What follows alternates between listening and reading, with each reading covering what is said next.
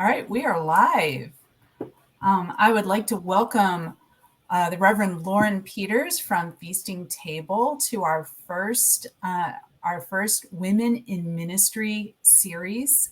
Lauren and I did campus ministry together. We were colleagues in campus ministry back in the day. And as I was thinking about it, I really think campus ministry helps jumpstart creative ministry because we learn to do a lot of things with a little, just a lot of good ideas. So, Lauren, I welcome you to Diakonos Solutions, to our first Women in Ministry interview. Diakonos Solutions is a nonprofit that I founded almost a year ago exactly from doctoral work that I did, learning that women were entering the ministry in unprecedented numbers, but they weren't receiving the same equity in pay and opportunities as men going into ministry. And so I wanted to do something about that. And so I founded Diakonos Solutions to mentor women for 21st century ministry. So I do mentoring, I do spiritual direction, I do doctoral coaching, and I get to spend time with interesting colleagues in ministry who do neat things. So I'm actually gonna turn it over to you. I know I've watched interviews where the person has been talking and talking and talking, and they're like, let the other person talk. So do you want to share a little bit about Feasting Table, and then we'll start? We'll talk about Renewing Spirit. Sure. Yeah. So Feasting Table came as a dream for me. We've been as a business for 2 years now, almost 2 years. And so there's two sides of it. The business, one's coaching and providing resources to ministers who are burnt out, who need extra support, who just, the business side of ministry is not necessarily taught in seminary. So a lot of my work with coaching is with kind of, how do we do a meeting? How do we get through these hurdles from kind of a business side of things?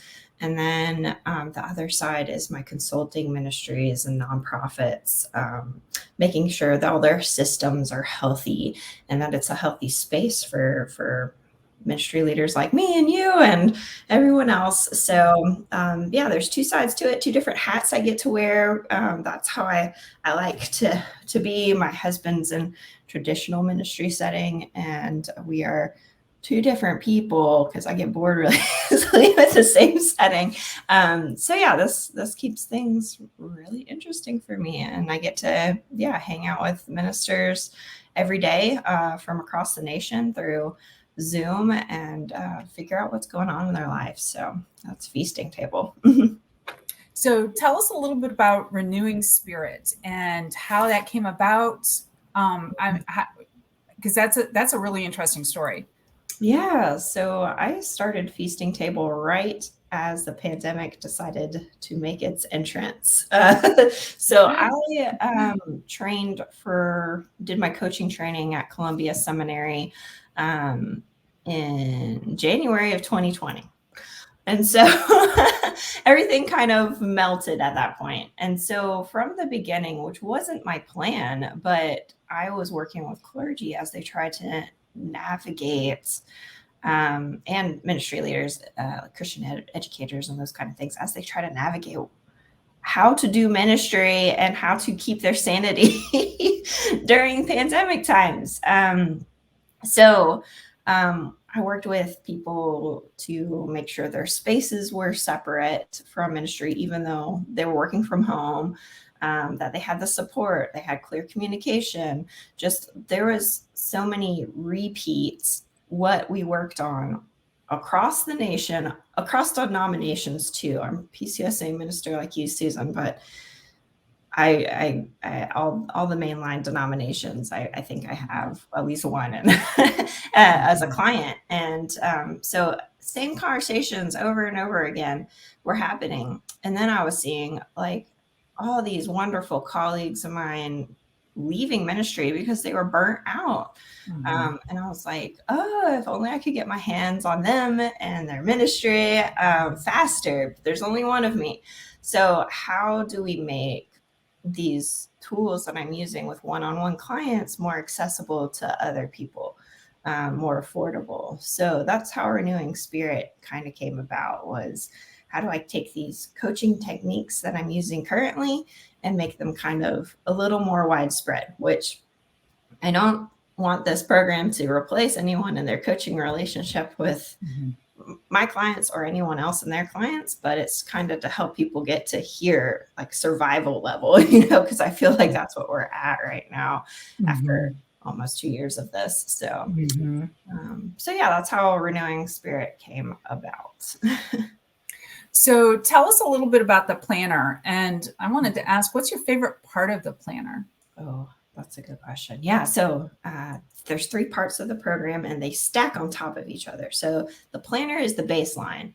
It's like if you can't afford to do anything else, that's fine. The planner is like everything I want to give you. And then the other elements are on top of that. So the planner, I have my my proof right here. So this is what it kind of looks like, but it'll have gold lettering on the top and it's hardcover. But it has a focus for each month to kind of take you through those topics that I was telling you about. So there's communication boundaries, there's relationship boundaries, there's caring for your body, setting up spaces for the different aspects of your life. So setting up some healthier ministry boundaries so that the other aspects of your life can still run and you don't get burnt out. And we kind of separate that kind of harmful culture that comes with ministry of pastors have to be available 24/7. You might get text on your days off. Are you really off if you're getting those messages? Those kind of things. So each month has kind of a focus for that, and it takes you through reflection questions based on your context. That's something I love about this, is that you don't have to be clergy, you don't have to be a certain area of ministry, because that's how coaching is it's not about me, it's about the client, and they're the expert in their context. So the language is ministry leaders. If you consider yourself a ministry leader and you're serving in a ministry, this is for you. So reflection questions, and then there's Lectio Divina exercises throughout to kind of, once you push that boundary up, you should have more space for your own spiritual care and spiritual wellness. So yeah, that's great. There's a weekly planning section that I really love that asks you what you're reading and what podcasts you're listening to. Things we always say as ministry leaders we want to do, but sometimes never get around to. So there's a space for that. So yeah, those are kind of the things. Oh, my favorite. There we go. My favorite in the pages is that there's a section that asks you how you experience God that day. Because we, going back to my non-denom worship experience in college, there's this song that says, I don't want to talk about you like you're not in the room. And I was like, oh, well, how many times do we do that as ministry leaders? So that's a pause moment for people who use the planner, is how did you experience God today? I know you talked about God all day, but how did you experience God during the day? So, yeah. So kind of building in an examine almost. Yeah. At the end. Yeah. Yeah. And not just collapsing at the end of the day. Right. Right. That's what we want to do. Yeah. So I know you were very intentional about how you developed this. So in addition to the planner, you also are creating an online community. Yes. Can you tell us about that? And what are your hopes for the online community? Yeah. So this is something that's been in my head for a long time. And I was like, I'd really love for this to be part of the program because I hate giving people material and being like, good luck. I love planners, but I rarely keep up with them very well. So the first aspect of the online community is to kind of provide an extra layer of support for people. It's checking in. How are you doing with your goals? Did you get through the reflection questions? What's going hard for you? And because if it's a new product, like, is the planner working out? Is it what you need? And then also just community space for people to say, these are my goals. This is what my vision board looks like.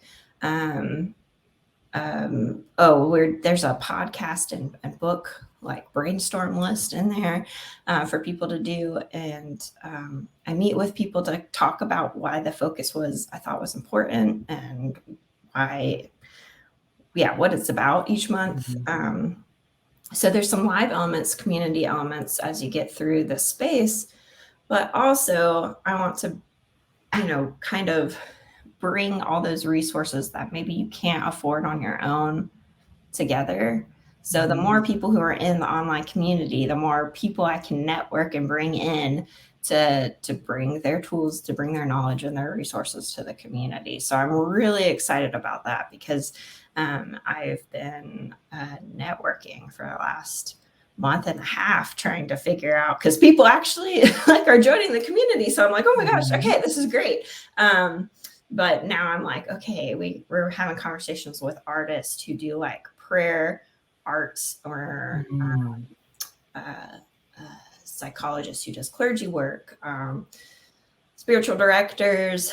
I need to have a conversation with you, Susan, because I think you're really so like all these who are out on the outskirts and trying to do their thing, like giving people a taste of what all is out there is a really big part of this group. So we're going to have workshops and prayer meetings and those kind of things based on the focus of the month, using all these professionals that are out there being bosses. So Yeah.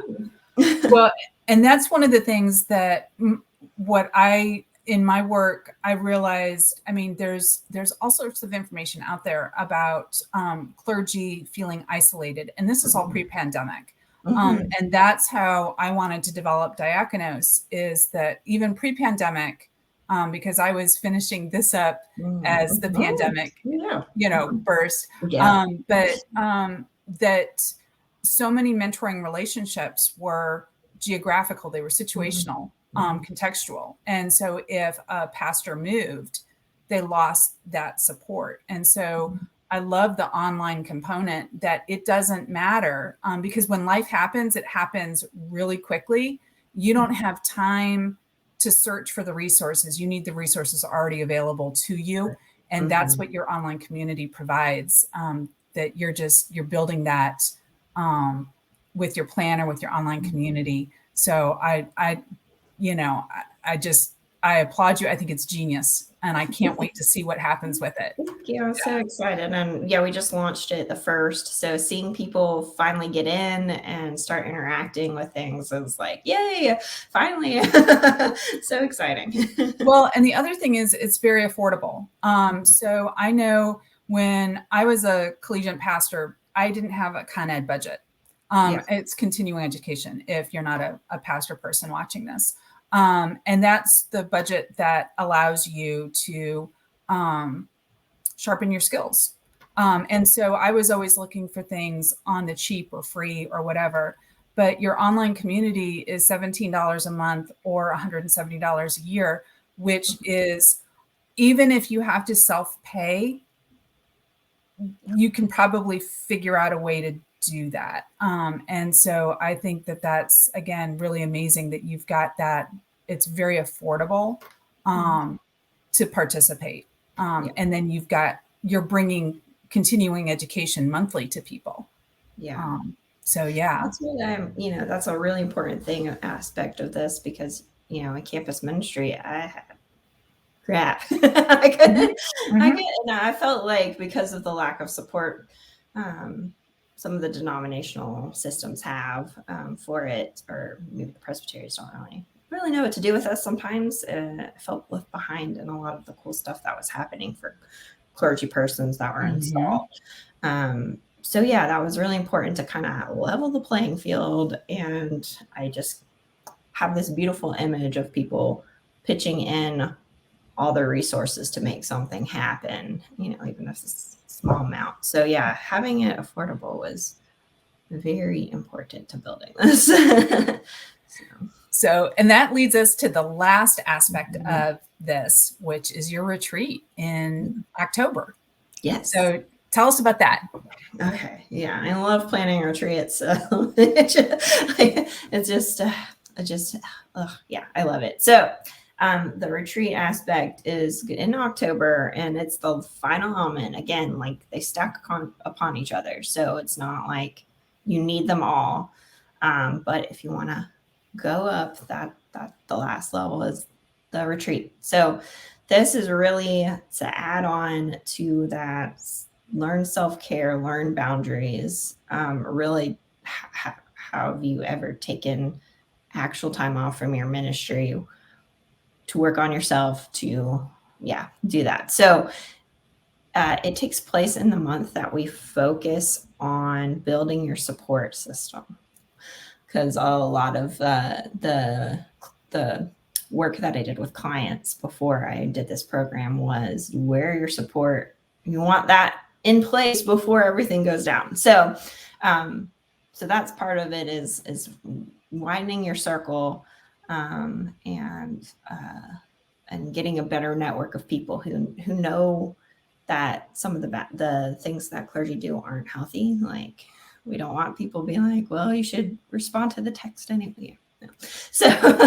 So now we're building in person that has some of these workshop leaders here teaching you in person.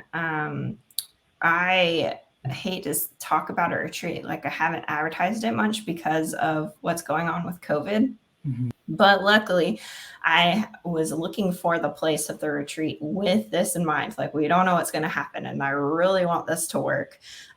So the retreat center our conference center that I hooking up with, everyone will get their own room.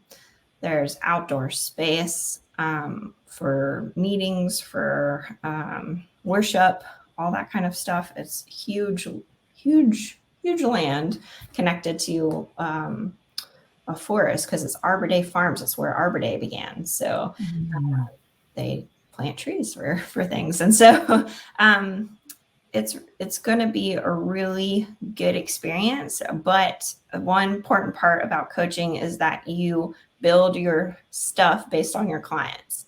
So the pieces will come together based on how people respond to the workshop leaders and all that, and the schedule will start shaping up after that. So there's not much detail to say right now, other than, if you like the vibes of what's happening, this is an additional thing to add to your space. Can you talk about, I thought, so you also, in addition to being an ordained PCUSA pastor, in addition to being a certified coach, you also did a lot of work on fundraising, and you were very intentional about how your retreat isn't one price, this is it, but you tiered it according, again, for those pastors who are in part-time calls, who don't have a budget, or maybe self-pay, or they're early on and it's just harder, it's harder. So explain your tiered approach to the retreat. Yeah, I actually took this idea from Young Clergy Women International. I worked on their conference team, and that's how they did it. So I was like, this is amazing. So I just kind of adapted that a bit. So you could pay based on how you view your ability to pay for something like this. So it starts at $300 for 5 nights. Including food and stay and all the stuff that comes with it. So it'll be $300 or 500 or 700. So there's 3 tiers, and you just pick which one you think you can afford. And then the rest, this is where my fundraising that Susan was talking about goes in, is going to be hopefully through sponsors and those kind of things. We'll learn about other cool things people do. Again, like let's bring in all these people, see what's happening, have good access to all these resources that are along the lines of caring for ministry leaders. So yeah, we'll have sponsors helping cover the rest of the cost. And again, it was really important for me just to have this affordability aspect to it, because I've learned some of the people who need it the most are the ones who don't have the money. So yeah, that's kind of the tiered process. No, I love that. I think that's amazing. So let me check. All right. We blew through the planner and we forgot to tell people how they can win a planner. So Diakonos Solutions is purchasing a planner from Feasting Table. Lauren, you want go ahead and tee it up, and then I've got an add-on also. Okay. So great. Yeah. So we're super thankful that Diakonos partnered with us to do this. And so great that someone's going to get one of these. So super excited. The way you get it is whatever platform you're watching this on, Facebook, YouTube, whatever. In the comments, I need you to tag a friend who could use the services of Diakonos and list why you tag them. And same with Feasting Table. Tag a person that you think could use Feasting Table's resources and list why. And then on Friday, we'll go through Friday, and then we'll draw a name from the people who've commented, and we'll get in touch with you about who won this free planner. Yeah. Yeah. No, it's great. And then you can also go to Feasting Table, and you can go, she's got a Renewing Spirit tab. I posted the Feasting Table website and the Diakonos website in the comments. And if you just want to straight out purchase it, that would be great too. You can also go to the Diakonos Solutions website for, and I put a banner up if you want to send us your email and your name, and we'll get you entered that way as well. Do you have any other, okay, so it almost seems silly to say, do you have any other creative initiatives on the horizon? Because this is like, you just gave birth to a monster baby, and then you still have more things coming down the road. So do you have anything else on the horizon that you want to do after this? Yeah, I am working on the other side of my business. This is the ministry leader side. The other side is helping, I'm not sure what other denominations call them, but the governing bodies that oversee clergy, like CLMs or CPMs. I'm working up programs for them to kind of do healthier things. And so the retreat, people like to have retreats for clergy, but then the clergy end up planning them themselves.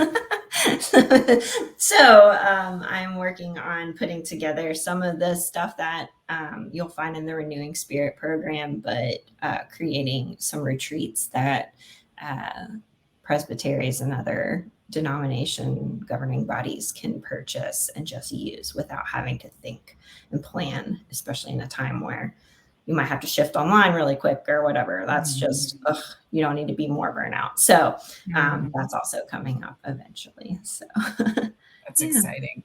That's exciting. Yeah. All right. Well, do you have anything else you want to share today?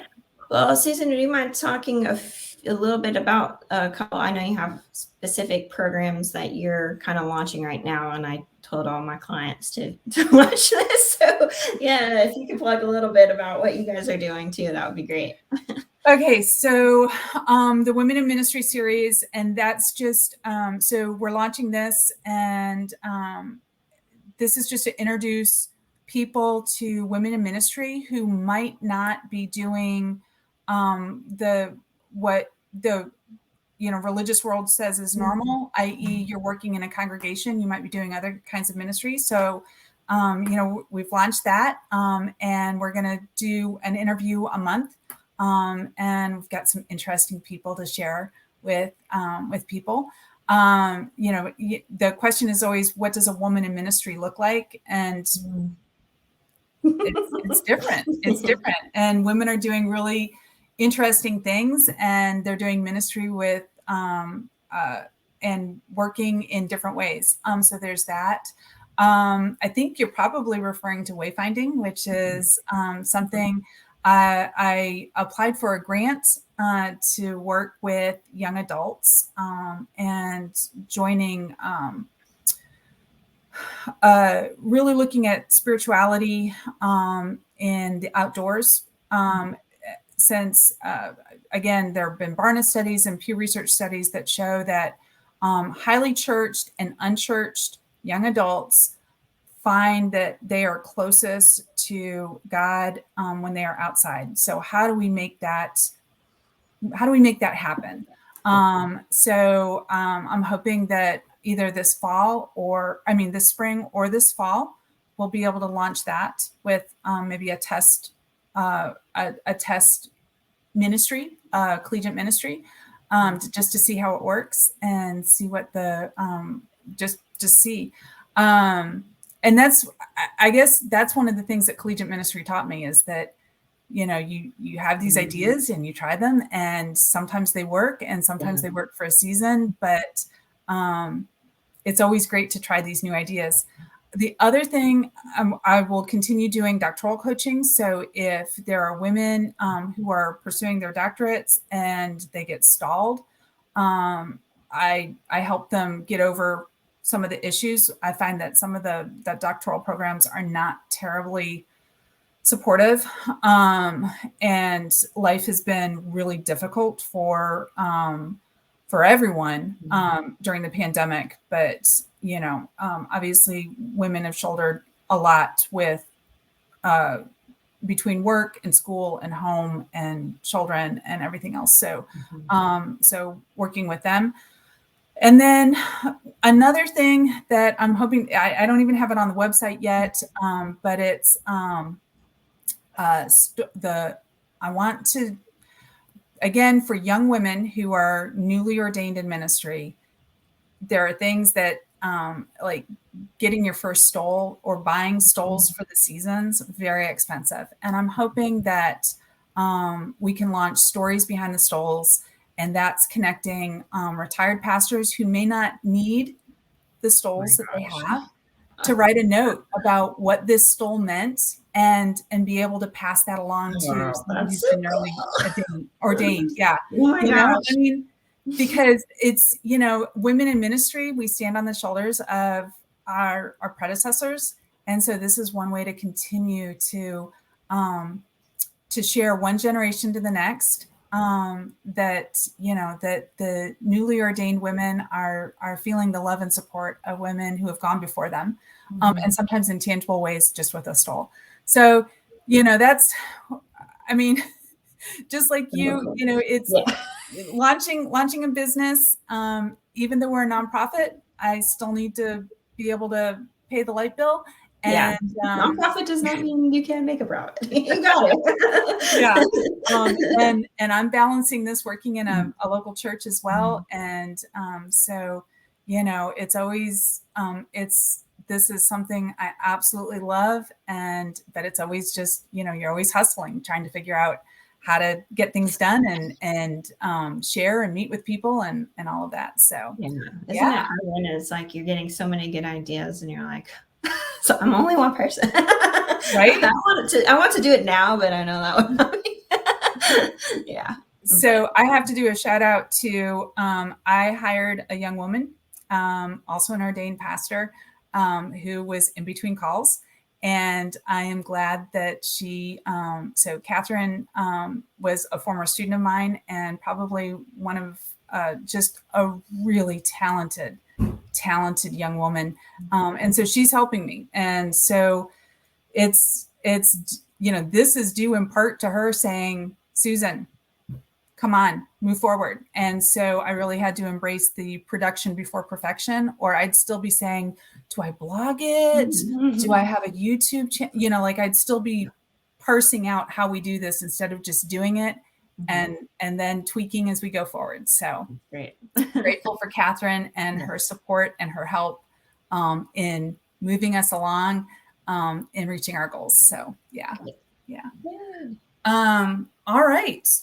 I think that's it. We will do this again next month. I do not have a guest lined up. I've got a list, and I'm like you.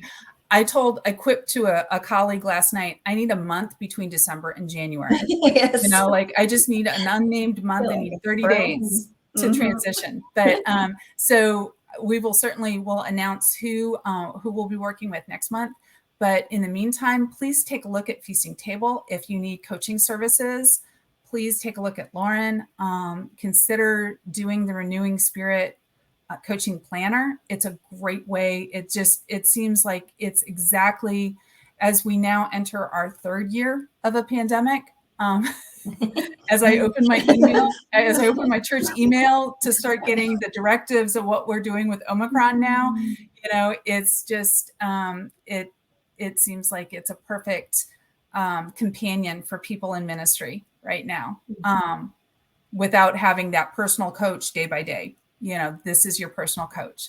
So thank you. Please make sure you drop in comments, tag a friend of, why you might want to use Diakonos Solutions or Feasting Table. And we look forward to giving away a planner on Friday.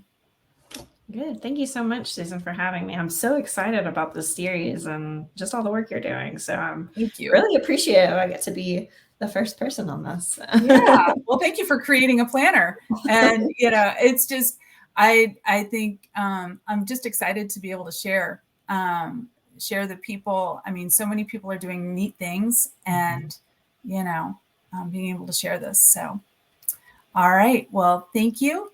And I look forward to seeing people next month, and I look forward to giving away a planner. Yeah, that's good. Thanks. All right. Bye. Bye-bye.